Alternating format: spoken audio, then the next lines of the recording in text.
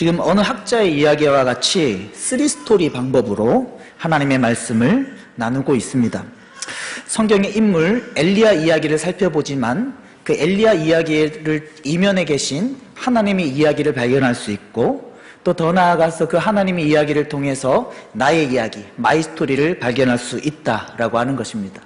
엘리야라고 하는 인물의 스토리를 살펴보지만 그 이면에 계신 하나님의 이야기를 발견하고, 또 더 나아가서 나를 향한 하나님 이야기를 발견함으로 말미암아 하나님과 함께 살아가는 우리의 신앙이 될 수 있을 줄로 믿습니다.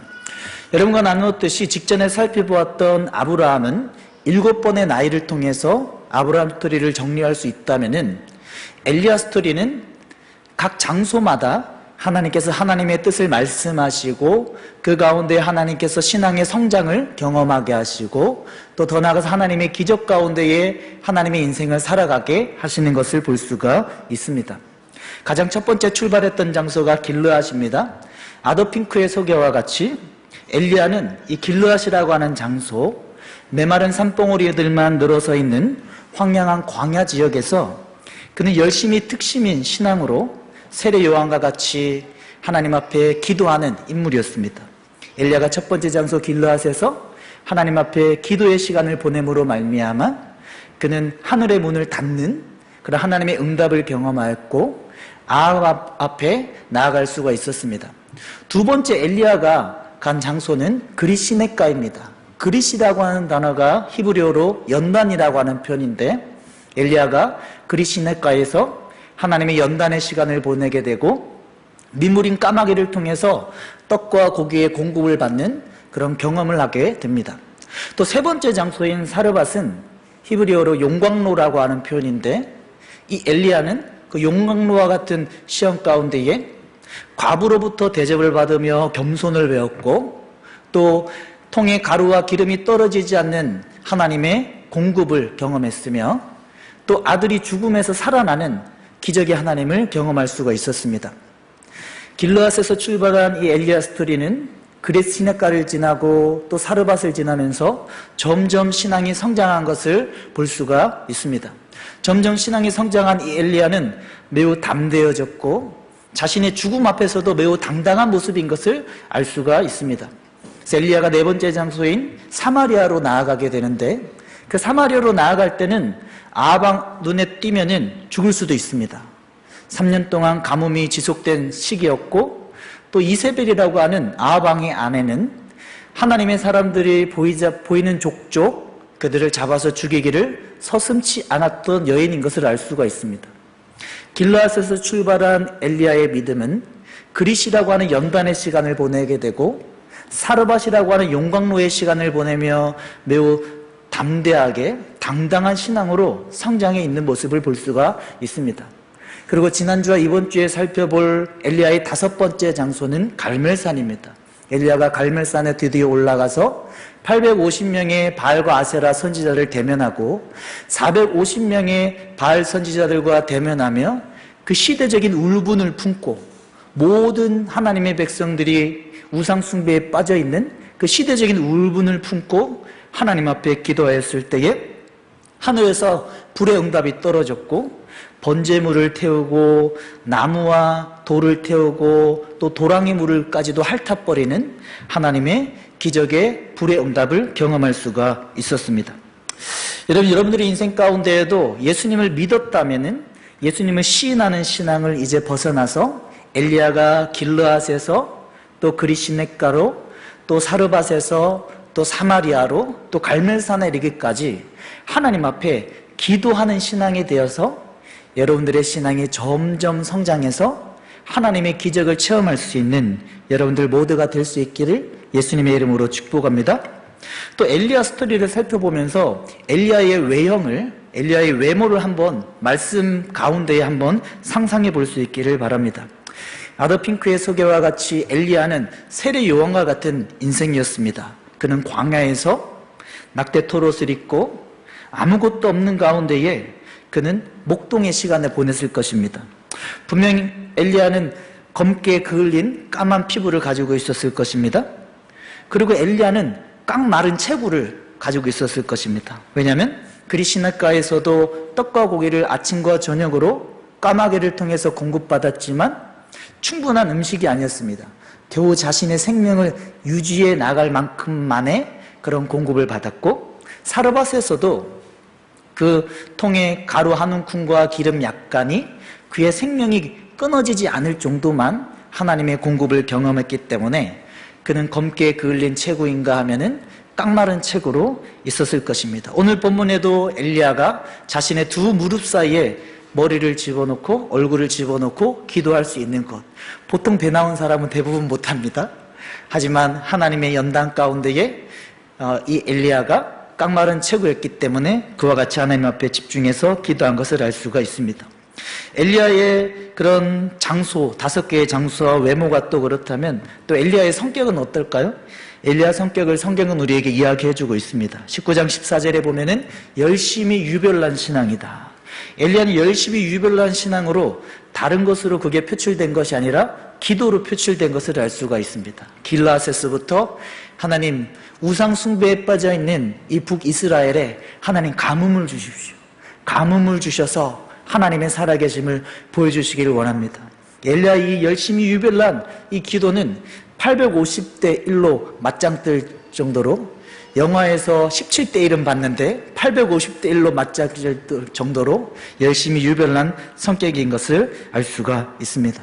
이 엘리야 스토리를 살펴보면서 우리의 신앙이 장소마다 신앙이 성장해 나아가는 엘리야 신앙과 같이 성장해 나아가기를 원하고, 또 혹 여러분들의 인생 가운데에 풍족한 하나님의 공급하심이 아니다 하더라도 기도의 자리를 통해서 하나님의 뜻을 붙들고 살아감으로 말미암아 하나님 안에 만족함을 누리고 하나님의 기적을 이 세상 가운데에 보여줄 수 있는 저와 여러분들의 인생 될 수 있기를 예수님의 이름으로 축복합니다.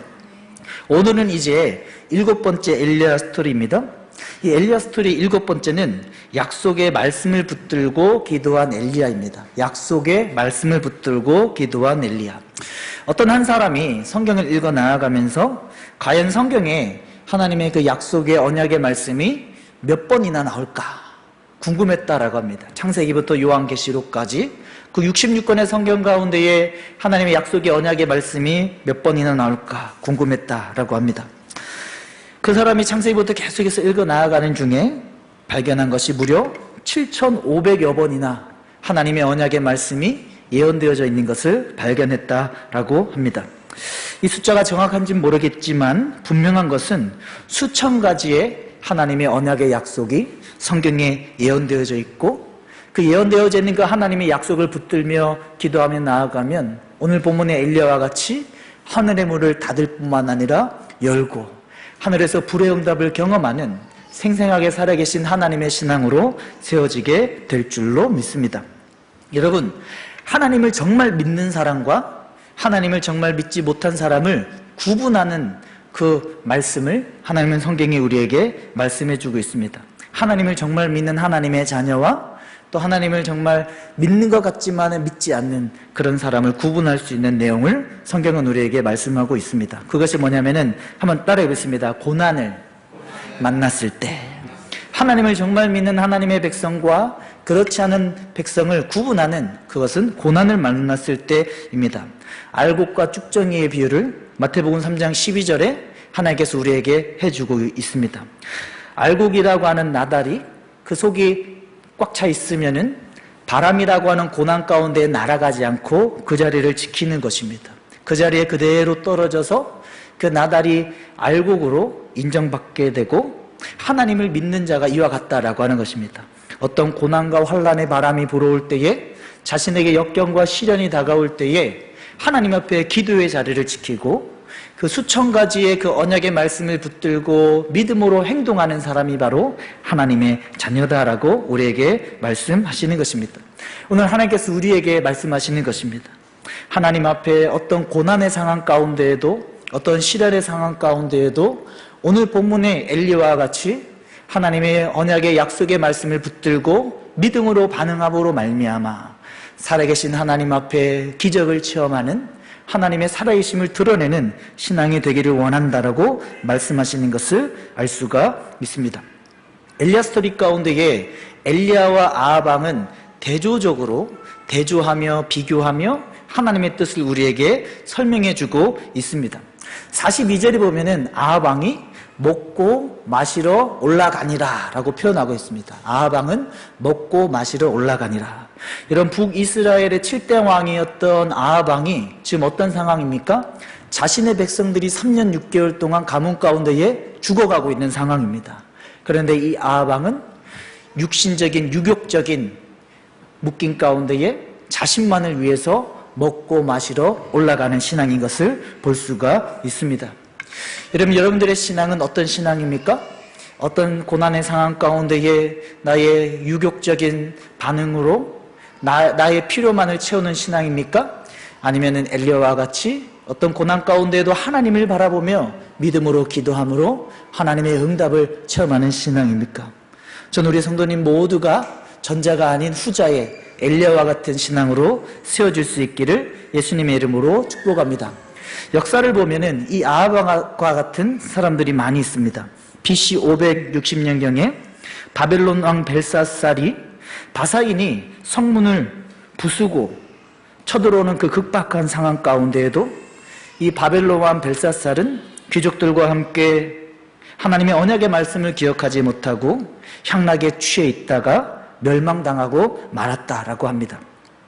그리고 AD 64년경에 우리가 잘 아는 로마의 대화재가 일어났을 때에도 로마의 그 대화재 가운데에 온통 온 도시가 난리가 났지만은 그 네로 황제는 현악을 켜며 하나님의 말씀과는 전혀 상관없는 향락에 심취해 있었던 네로 황제의 상황을 우리가 듣게 됩니다. 그리고 AD 166년경에 오렌지 윌리엄 공이라고 하는 분이 영국 토르만 상륙을 할 때에 하나님의 언약의 말씀을 기억하지 못하고 영국의 대부분의 정치가들이 쓸데없는 일들에 집중하다가 멸망하고 말았다라고 합니다. 당시의 기록에 의하면은 적기에 포탄이 빗발과 같이 퍼부어지고 있는 상황이었습니다. 그럼에도 불구하고 영국의 정치인들 뿐만 아니라 군중들 모두 다 쾌락에 심취해 있어서 하나님의 언약의 말씀은 기억하지 못하는 그런 행동을 한 것을 알 수가 있습니다. 그리고 한 가지 더 살펴보면은 타이타닉호가 1912년에 영국 사우스햄튼을 출발해서 뉴욕항으로 갈 때에 타이타닉호가 대서양에서 빙하에 부딪힌 사실을 알고 침몰을 당하는 그 순간에도 기록에 의하면 탑승객 2200여 명의 대부분의 사람들이 당시에 유행했던 알렉산더 레그 밴드라고 하는 그 노래를 즐기며 춤추며 하나님의 말씀과는 상관없는 향락에 심취해 있는 모습으로 그대로 멸망하고 말았다라고 이야기를 합니다. 여러분들의 인생 가운데에 아합 왕과 같이 반응하지 않을 수 있기를 바랍니다. 나에게 어떤 고난의 상황이 있을 때에 내가 하나님 앞에 나의 인생을 바라보고 하나님 앞에 나의 인생을 해석함으로 말미암아 기도의 자리, 예배의 자리, 그 십자가의 은혜로 나아감으로 말미암아 하나님의 일하심을 경험할 수 있는 저와 여러분들 될 수 있기를 예수님의 이름으로 축복합니다. 하나님이 오늘 우리에게 이것을 말씀하시는 것입니다. 너의 삶의 중심이 무엇이냐? 너의 삶의 중심에 너 자신의 방법이냐? 아니면 오늘 엘리야와 같이 하나님 앞에 무릎으로 승부하는 너의 신앙이냐라고 하나님께서 질문하시는 것을 볼 수가 있습니다. 지난주에 나누었듯이 성경에서 신약에서 가장 기도를 많이 한 인물이 예수님의 제자인 야고보 사도입니다. 이 야고보 사도는 기도를 얼마나 많이 했는지 무릎이 낙타 무릎과 같이 됐다 그래서 낙타 무릎이라고 하는 별명을 가지고 있었습니다. 그런데 이 신약에 가장 기도를 많이 했던 야고보 사도가 구약에 단 한 명을 끌고 와서 믿음의 기도를 설명할 때에 오늘 우리가 살펴보고 있는 엘리야를 들고 와서 설명하고 있는 것을 알 수가 있습니다. 한번 읽어보겠습니다. 시작. 엘리야는 우리와 성경에 같은 사람이로되 비가 오지 않기를 간절히 기도한즉 3년 6개월 동안 땅에 비가 오지 아니하고 다시 기도하니 하늘이 비를 주고 땅에 열매를 맺었느니라. 이 낙타무릎이라고 하는 기도의 사람 야고보 사도가 구약에 단 한 인물을 끌고 와서 설명을 할 때에 엘리야를 설명하는 겁니다. 엘리야는 우리와 성경에 같은 사람이로되 비가 오지 않기를 기도해서 하늘의 문을 닫았고 다시 기도함으로 하늘의 문을 열었다라고 설명하고 있습니다. 엘리야는 우리와 같은 성정을 가졌다라고 하는 겁니다. 우리와 같이 눈, 코, 입을 가진 인물이었고, 찰스 스윈들의 표현에 의하면은 엘리야 역시 우리와 같이 살과 뼈를 가졌을 뿐만 아니라 상처가 나면은 피가 나는 우리와 같은 성정을 가진 나약한 사람이었다라고 하는 것입니다. 하지만 이 엘리야와 우리의 차이점이 무엇입니까? 어떤 상황 가운데에 하나님 앞에 기도의 자리를 찾아서 그 무릎으로 승부하느냐, 아니면 세상의 방법으로 또 사람과의 만남을 통해서 해결하느냐라고 하는 것이 있습니다. 저 여러분들의 신앙 가운데에 어떤 고난의 상황이 주어졌을 때에 하나님 앞에 세상 가운데서는 입을 다물고 하나님 앞에 무릎으로 나아가서 하나님의 일하심을 전혀 경험할 수 있는 저 여러분들 될 수 있기를 예수님의 이름으로 축복합니다. 하나님 앞에 기도의 자리로 나아가서 하나님 앞에 분명한 응답이 얼마나 생생했으면은 우리의 신앙의 선배들은 하나님 앞에 나아가서 기도하기를 얼마나 힘썼는지 모릅니다. 1517년에 종교개혁을 일으켰던 마르틴 루터가 독일 비텐베르크 성당에 망치 소리를 울렸던 그가 이렇게 이야기합니다. 나는 일이 너무 많기 때문에 하루에 3시간씩 기도하지 않고는 견딜 수가 없다. 마르틴 루터는 하루에 2시간씩 기도하다가 자신에게 많은 일들이 주어졌을 때는 3시간씩 기도하며 자신의 목숨의 위협 가운데에도 그 기도함으로 하나님의 일하신 가운데에 종교개혁이라고 하는 과업을 감당했던 것을 볼 수가 있습니다. 실제로 독일의 마르틴 루터의 생가에 가게 되면 가이드가 안내를 하다가 어느 한 곳에 머물러서 설명을 하는 겁니다. 여러분들이 지금 바라보고 있는 이 마룻바닥에 2개의 구멍은 쥐구멍이 아닙니다. 이 마르틴 루터가 몸부림을 치며 매일 하루에 2시간씩, 일이 많을 때는 3시간씩 기도함으로 남아있는 흔적입니다. 그가 생명의 위협 가운데에도 종교개혁을 감당할 수 있었던 그 비결은 바로 그가 기도의 사람이었기 때문입니다라고 안내를 한다라고 합니다. 여러분, 감리교회 창시자 존 웨슬리는 어떻습니까? 하나님은 오직 기도에 응답하여 일하신다라고 고백을 하며 그는 말을 타고 다니던 그 바쁜 시절에도 하루에 2시간씩 하나님 앞에 기도하며 그 기도에 의해서 주어진 하나님의 능력 가운데에 자신에게 주어진 그 소명의 인생을 온전히 살았던 것을 알 수가 있습니다. 미국의 최초 선교사 아도니람 저드스는 이야기합니다. 나는 너무 바쁘고 너무 일이 많기 때문에 나는 하루에 7번 기도의 자리에 나간다. 나는 하루에 7번 기도의 자리에 나간다라고 하는 겁니다. 아도니람 저드스는 7번 기도한 시간은 잠자기 전에 자정에, 그리고 일어나서 새벽에, 그리고 아침 9시에, 또 12시 정오에, 또 오후 3시에, 또 6시, 그리고 밤 9시. 그가 무려 7번이나 그가 선교사의 그 바쁜 일정 가운데에도 하나님 앞에 기도함으로 말미암아 하나님의 응답을 경험하였고 그에게 주어진 과업을 온전히 감당할 수 있었던 것을 볼 수가 있습니다. 여러분, 오늘 본문의 엘리야뿐만 아니라 우리 신앙의 선배들은 어떻습니까? 우리와 같이 동일한 성정을 가진, 그대로 눈, 코, 입이 있고 찰스 스윈들의 표현과 같이 살과 뼈가 있으며 상처가 나면 피가 흐르는 그들이었지만 그들이 하나님 앞에 기도의 자리를 최우선으로, 중심으로 살았기 때문에 하나님의 일하시는 그 과업을 온전히 감당할 수 있었던 것을 볼 수가 있습니다. 마르틴 루터가 2-3시간을 기도했듯, 존 웨슬리가 2-3시간을 기도했듯, 아도니람 저드슨이 하루에 7번 그 기도의 자리를 사모하며 나아갔듯 우리의 삶의 최우선의 그 중심의 자리는 기도의 자리가 되어야 될 줄로 믿습니다. 여러분, 엘리야가 갈멜산에서 어떤 경험을 했습니까? 하나님 앞에 시대적인 울분을 가지고 바알과 아세라를 섬기는 우상 숭배에 빠져있는 하나님의 백성을 바라보며 시대적인 울분을 가지고 기도했을 때에 하나님의 불의 응답을 받았습니다. 여호와의 불이 떨어져서 번제물을 태우고 나무와 돌과 흙을 태우고 도랑의 물을 핥았더라라고 설명하고 있습니다. 지난주에 나눴듯이 하나님의 응답의 방향은 내가 기대하는 방향이 아닐 수 있다라고 하는 겁니다.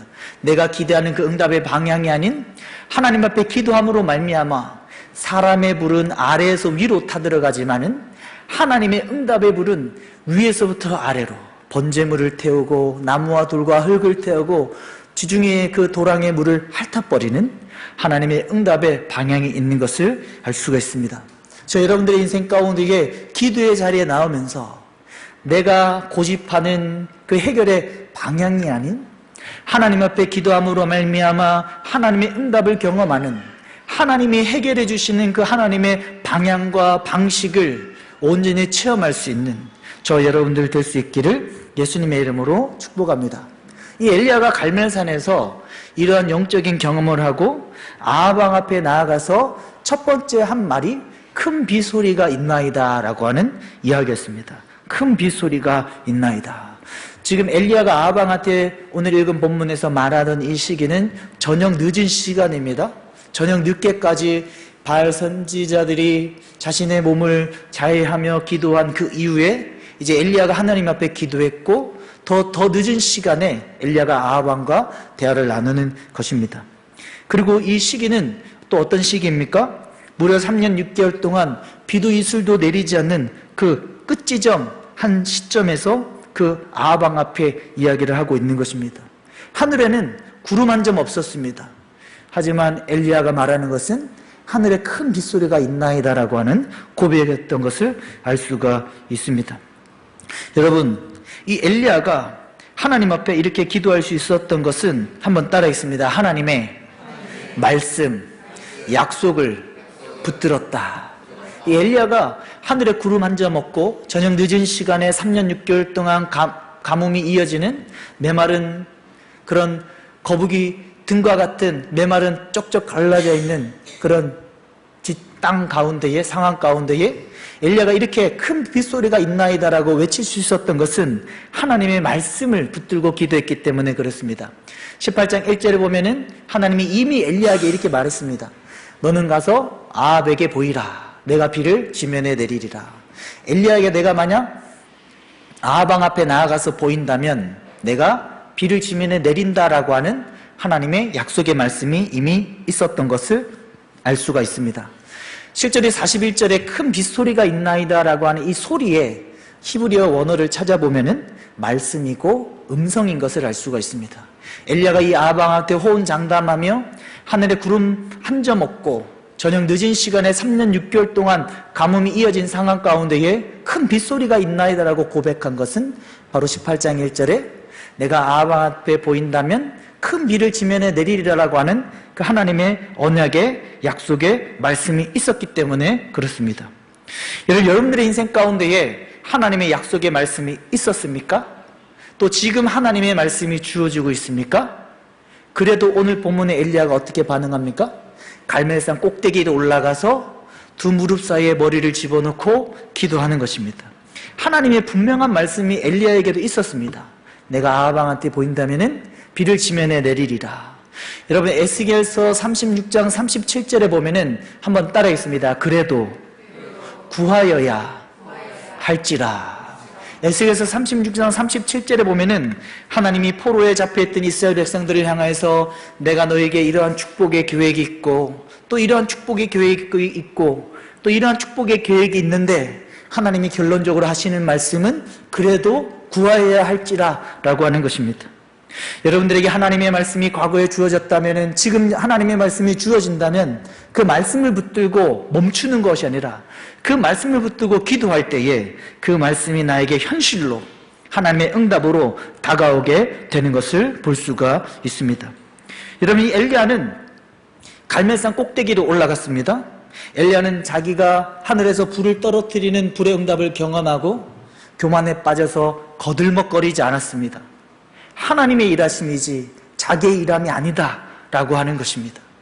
여러분들의 인생 가운데 내가 기도하고 하나님의 응답을 받았을 때에 내가 한 일처럼 교만하고 거들먹거리는 그런 행동이 아니라 오늘 본문의 엘리야와 같이 예수님의 모습과 같이 다시 기도의 자리로 다시 홀로 외로이 하나님을 바라보는 그 자리로 나아갈 수 있는 저 여러분들 될 수 있기를 예수님의 이름으로 축복합니다. 이 엘리야가 하나님의 응답을 받은 그 비결은 두 가지로 요약할 수가 있습니다. 첫 번째는 한번 따라하겠습니다. 홀로 집중하며 기도했다. 엘리야가 아합왕 앞에 이제 먹고 마시고 올라가소서라고 이야기한 후에 갈멜산으로 홀로 올라가는, 그 꼭대기로 올라가는 엘리야의 모습을 볼 수가 있습니다. 홀로 그 자리에 올라가서 하나님과 하나님을 가까이 하는 하나님의 대면의 시간을 보내겠다라고 하는 것입니다. 여러분, 마태복음 6장 6절에도 내가 사람들이 많은 장소가 아닌, 엘리야가 갈멜산 꼭대기로 올라가듯 사람이 많은 장소가 아닌 하나님만 바라보는 홀로 외로운 장소에 들어가면 다니엘과 같이 은밀한 중에 보시는 하나님의 은밀한 응답을, 은밀한 중에 속삭이는 하나님의 은밀한 음성을 들을 수 있다라고 말씀하시는 것을 알 수가 있습니다. 여러분, 저는 확신할 수 있습니다. 여러분들이 사람이 많을 때에 예배 드리는 것도, 이 시간도 중요합니다. 또 하지만 오늘 말씀을 통해서 하나님이 중요하다고 말씀하시는 것은 아무도 없는 골방에 들어가서 사람의 냄새가 나지 않는, 세상의 소리가 들리지 않는 그 골방에 들어가서 엘리야가 갈멜산 꼭대기를 올라가듯 다니엘이 그 바그다드에서 예루살렘 쪽에 창문을 열고 홀로 외로이 은밀한 중에 기도하듯 하나님 앞에 그 기도의 자리를 지켜 나아갈 때에 하나님의 음성을 듣게 될 줄로 믿습니다. 여러분, 여러분들의 인생 가운데 언제 하나님의 음성이 들렸습니까? 과거 어느 시점입니까? 옛날을 추억해야만 하나님의 음성이 들리고 있습니까? 여러분들의 신앙 가운데 하나님과 홀로 집중하는 기도를 함으로 말미암아 매일매일 같이 하나님의 살아계신 음성을 느끼며 경험할 수 있는 저 여러분들 될 수 있기를 예수님의 이름으로 축복합니다. 그리고 엘리야가 하나님의 응답을 받은 비결은 따라해 보겠습니다. 인내하고 상상하며 기도했다. 엘리야는 하나님 앞에 자신의 인생 가운데 인내하며 상상하며 기도했던 것을 볼 수가 있습니다. 버드나드 쇼의 표현과 같이 하나님 앞에 상상하는 것입니다. 하나님 앞에 이러한 응답이 나에게 주어질 것이라고 하는 하나님의 약 7,500여 가지의 언약의 말씀을 붙들고 하나님 앞에 믿음으로 버드나드 쇼의 표현과 같이 상상하며 믿음으로 기도하는 것입니다. 열왕기상 18장 43절과 44절에 엘리야가 어떻게 기도했습니까? 사환을 계속해서 7번까지 보내는 겁니다. 바다 쪽을 바라보게 하는 겁니다. 6번 하지 않았습니다. 7번까지 하는 겁니다. 성경의 7번은 완전한 것입니다. 하나님 응답이 있을 때까지 그는 기도를 멈추지 않았고 또 사환을 보내서 바다 쪽을 바라보며 거룩한 상상을 하는 겁니다. 하나님의 말씀이 18장 1절에 비를 지면에 내리리라고 하는 그 말씀을 붙들고 거룩한 상상을 했을 때에 사람의 손만한 작은 구름이 일어나자 엘리야는 확신할 수 있었던 것입니다. 이제 하나님께서 하나님의 일을 하고 계시다라고 하는 확신이 그에게 있었던 것을 알 수가 있습니다. 엘리야가 아방 앞에 처음 나갔던 17장 1절에도 확신 가운데에 그가 내 말이 없으면은 비도 이슬도 내리지 않는다라고 확신하며 엄포했는데 오늘 본문에도 엘리야가 손바닥만한 구름, 작은 구름이 일어나자 이제 비가 내린다라고 하는 믿음의 엄포를 하게 되는 것을 볼 수가 있습니다. 저는 저와 여러분들의 신앙이 이와 같이 되기를 원합니다. 하나님과의 친밀함이 깊어지고 깊어져서 넓어지고 높아져서 하나님께서 일하심을 영적으로 미리 다른 사람들보다 더 먼저 감지하고 믿음으로 엄포하며 하나님의 일하심을 먼저 경험하고 선포할 수 있는 저 여러분들 될 수 있기를 예수님의 이름으로 축복합니다. 아니나 다를까 이 엘리야의 기도를 통하여서 하나님께서는 구름과 바람을 일으키시고 하늘을 캄캄하게 만드셔서 큰 비를 지면에 내리게 된 것을 볼 수가 있습니다. 여러분들의 인생 가운데에 하나님 앞에 홀로 집중하며 엘리야가 갈멜산 꼭대기로 올라가듯 다니엘이 바그다드에서 홀로 외로움의 창문을 열고 예루살렘을 향하여서 기도하듯 마태복음 6장 6절에 골방에 들어가 문을 닫고 하나님 앞에 기도하라라고 하는 예수님의 말씀과 같이 홀로 외로이 하나님 앞에 기도하는 그 신앙을 통하여서 하나님의 음성을 들을 수 있기를 예수님의 이름으로 축복합니다. 하나님 앞에 또한 인내하며 기도하며 상상할 수 있기를 바랍니다.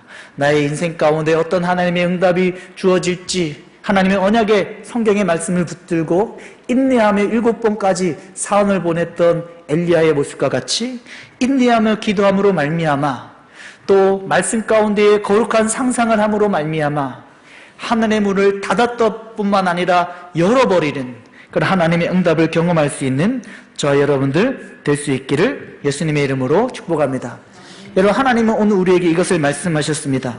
너의 삶 가운데에 최우선과 중심을 기도로 삼으라 라고 하는 겁니다.